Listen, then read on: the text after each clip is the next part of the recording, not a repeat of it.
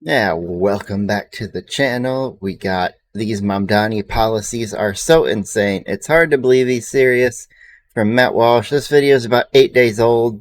Today is the November 5th, the day after the election. So, congrats, New York. You elected a communist socialist mayor and have theoretically cooked yourselves. So, good luck with that. Anyways, smash the like button and get subscribed if you're not already.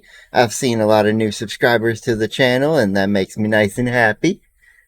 And everything else. So let's get on with the video and go. For our daily cancellation today, we must unfortunately turn back briefly to Zoran Mamdani, because the fact that a third world Muslim communist from Uganda is about to become the mayor of our most populous city really does. Not about to. He did. It wasn't, yeah. Last night, there was a big rally for Mamdani at a stadium in the city. AOC was one of the Ugandans' warm-up acts.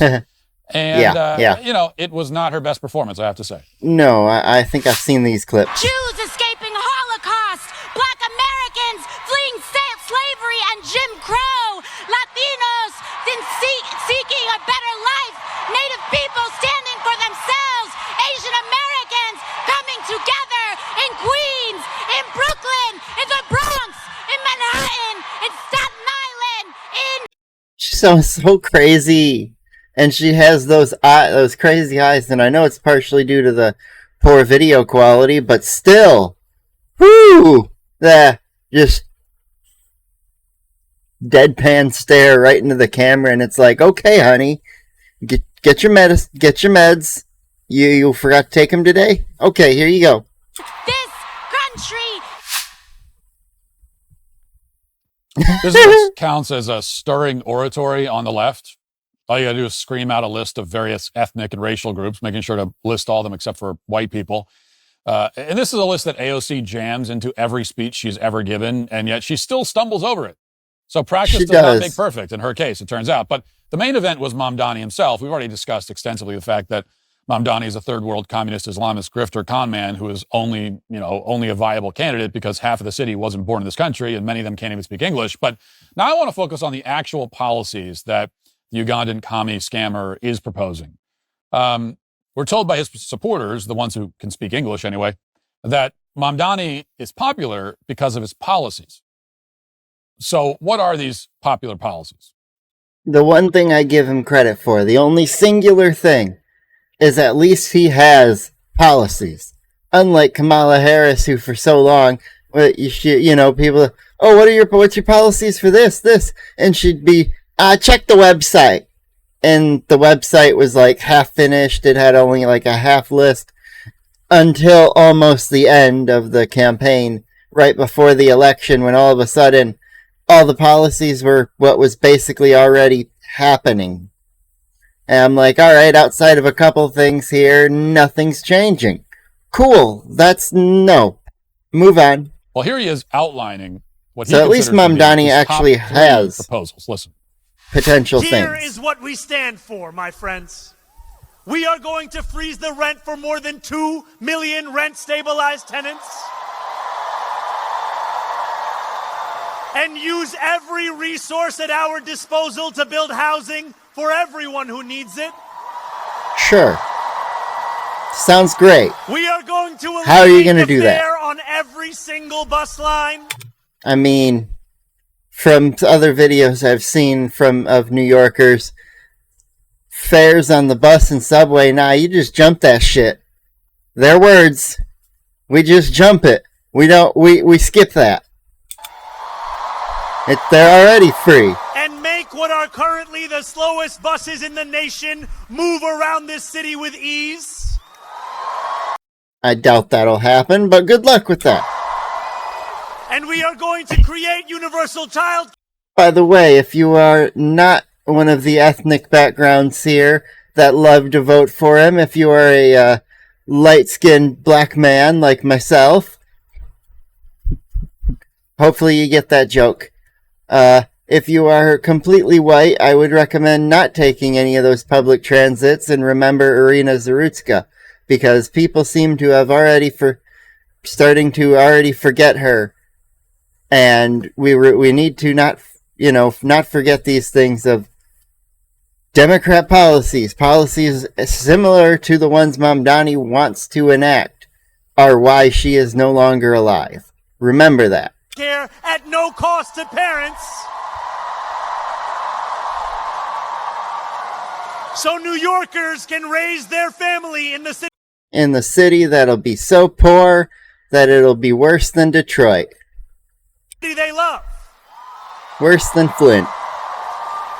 Together, New York, we're going to freeze the. Together, New York, we're going to make buses fast and. Together, New York, we're going to deliver universal. We will make our city one where every person who calls it home can live a dignified life. So Mamdani's big ideas are to freeze rent, meaning landlords will be legally prohibited from raising the rent, to make buses faster and free for everyone, and to make childcare free. Yeah, to pause him there just for a second, to show you what, poor policies can do to damage to a city. Here's Detroit and Hiroshima in 1945. Detroit, booming, bustling city, America first policies, where we made things in America, and then we let different woke crazy policies go over, and now there's Detroit now. Hiroshima, the U.S. dropped a fucking nuclear bomb on it to test to see what the fuck this thing would really do against the population, and now there's a big-ass bustling city there today. How about that for different things and ways to destroy or keep a city together? For everyone. This is Mamdani's genius 3-step plan to make New York City affordable. The Ugandan has cracked the code. To make a city affordable, all you have to do is pass a series of laws requiring that it be affordable. Mamdani is going to take his magical wand, which he bought from a Ugandan witch doctor by trading 2 goats and a pineapple, wave it around, and make everything free and good and wonderful and fast. And he bought it for 2 goats and a pineapple that ISIS gave him because they endorsed his campaign. Great, isn't it? The terrorist organization that we completely knocked back a very, very hard peg between 2016 and 2020 when Trump was in the first time. And then, Biden let them regrow and become strong again. And it's like, when you have a strong leader in the White House, terrorist organizations fall. When you have a weak leader, they thrive. Imagine. The buses will not only cost nothing somehow, they'll even be faster. So he's going to... That's all. He actually might be right. The buses will be faster because there will be a lot less people living in the city, so there will be less traffic in the way. The buses won't have to move through, crowded streets. They'll just be able to drive. That's why they'll be faster. There'll be a lot less people. People are going to be starving and dying all of a sudden because those government-run grocery stores of the Soviet Union of New York City there is going to be so successful. This is crazy. I never knew. All it takes to make stuff affordable is for someone in government to go, hey, things have to be affordable now. Hey, all you make it affordable. You do that. Shout at the housing market and say, be affordable. And it will be. It's magic. House, don't be now, expensive. If you've been paying attention to the history of Western civilization over the past 200 years or so, you'll know that all of these proposals have been tried many times before, and they've all failed. Every time, in every place they've ever been implemented. The only places that have even come close to achieving any sort of success with these ideas are small, homogenous, all-white European countries. But even there, it hasn't really worked out. And it certainly has never worked and can never work in a large, crowded, extremely racially and ethnically diverse population center. And that is all that should need to be said. But that would make this segment too short. So, I'll keep talking. So let's take each of these proposals one at a time. It shouldn't be necessary to explain the problem with freezing rent. Only someone who is, and I mean this in the medical sense, truly, but only someone who is mentally retarded could ever think that you can make housing affordable by telling landlords they can't raise the rent. If it were that easy, the policy would be implemented everywhere. Yeah, because all of a sudden you tell landlords they can't raise their rent, Now all of a sudden those landlords are forced to become slumlords, and they'll do the absolute bare minimum, and they won't be taking care of anything beyond the small things here and there until the building is so dilapidated and falling apart that he has to tell everyone, hey, you all have to move out because the building is being condemned and the city wants to destroy it. And we would be living in a utopia of 4-bedroom, spacious, pristine, $800 a month apartments. But no such utopia exists. And that's because there are many costs associated with being a landlord. And the freeze on rent does not freeze any of those costs.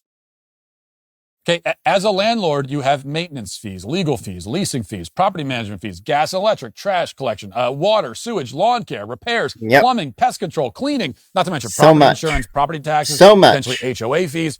And that is just a partial list. Now, what happens when those costs continue to rise, even as rent is forced to stay the same?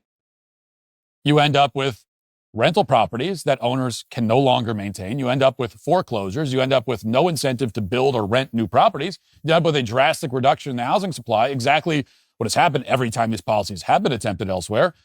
So to review, by freezing rent, what you get is fewer rental properties available, and the ones that are available are in worse condition.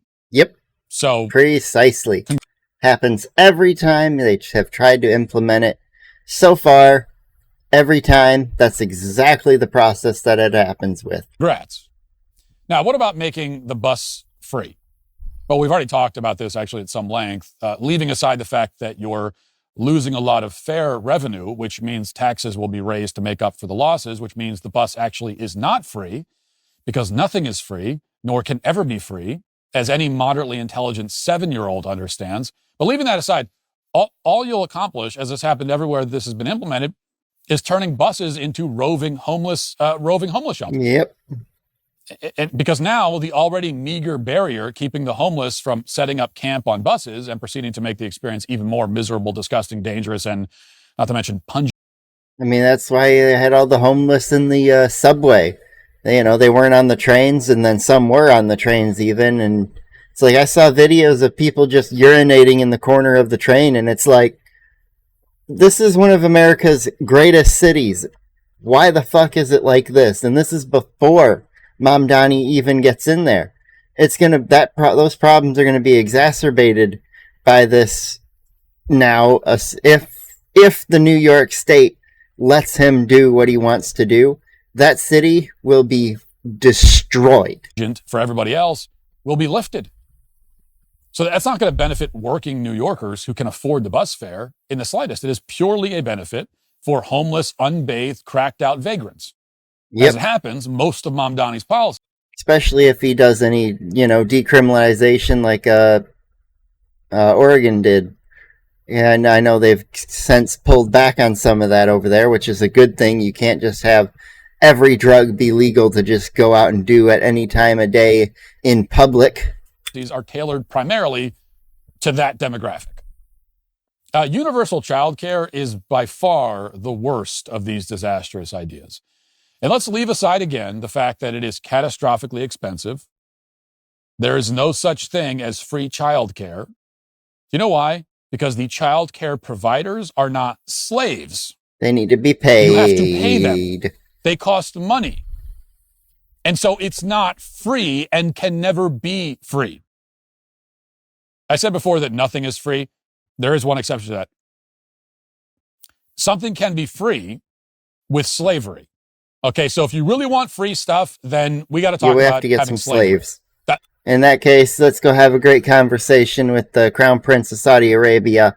I'm sure he can tell you all about how his slaves and how he keeps them in line. That's the only way to do it. You want free stuff, you want to get things for free, you want free childcare, you want free this, you want free that. Well, the one way to do it is slavery. You can even have free buses, maybe, if the bus drivers are slaves and the buses are maintained. No, the buses drivers wouldn't have to be slaves. We would just eliminate the bus driver and they'd be robots. And then there would be no job. The whole job slaves, would just be gone. Then you could probably have free buses too.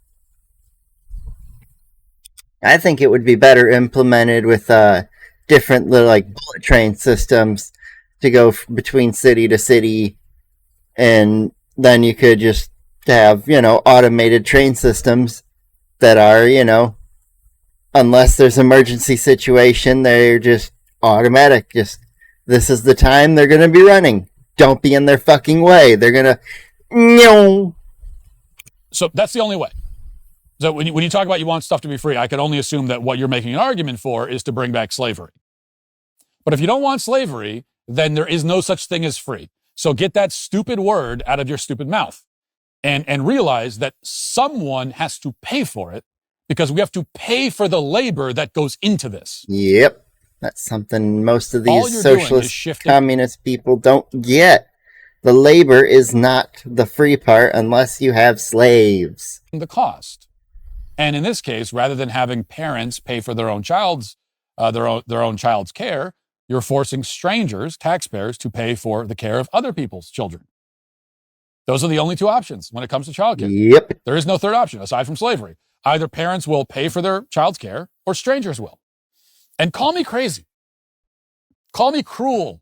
Call me a mean old guy who lacks compassion. But I tend to think that if anyone should pay for your child's care, it should be you. It should be you. Yep. If you're sitting there thinking, who is going to pay for daycare for my child? Probably you. Hopefully you. You. Because the only other option is someone who is not you. And I think making someone who is not you pay for your child is wrong. Why? Because he's your child and not this other person's. Yeah, and that's, the same thing as making me do something I don't want to do. It's going against what I would prefer. I don't want to sit here and pay extra taxes so that you can just have free childcare for all the kids you chose to have. If you choose to have them, you should also have to make the choices in your life that require you to be responsible and care for them. Child. You see, that's why. You had the child, not me. You are first on the list of people who should be on the hook. Who should pay for your child's babysitter? You should. You. Not Jim down the street. Not me. Not anyone else. So to me, that seems like the simplest and fairest, and also, by the way, by far the cheapest option.